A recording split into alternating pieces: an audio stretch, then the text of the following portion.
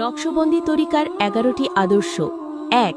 হোশ দর দম, শ্বাস প্রশ্বাসের উপর সচেতন নিয়ন্ত্রণ রাখা, প্রতিটি শ্বাসে আল্লাহর স্মরণ জাগ্রত রাখা। ২. নজর বর কদম, পা যেখানে পড়ে চোখও সেখানে রাখা, অর্থাৎ চলাফেরায় দৃষ্টি নিয়ন্ত্রণ ও অপ্রয়োজনীয় দিকে না তাকানো। ৩. সফর দর ওয়াতান, নিজের নফস ও খারাপ অভ্যাস থেকে আধ্যাত্মিক ভ্রমণ করা, হৃদয়ের পবিত্রতার দিকে যাত্রা। ৪.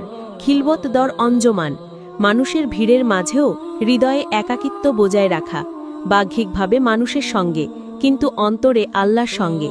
৫. ইয়াদ কার্দ, নিরবিচ্ছিন্ন জিকর, আল্লাহর নামকে হৃদয়ে স্থায়ীভাবে স্মরণ করা। ৬. বাজগাশত, জিকেরের সময় মনে মনে বলা, ইলাহি আন্তা মাকসুদি ও রিদা কামাত লুবি, হে আল্লাহ তুমিই আমার লক্ষ্য আর তোমার সন্তুষ্টিই আমার কাম্য। ৭.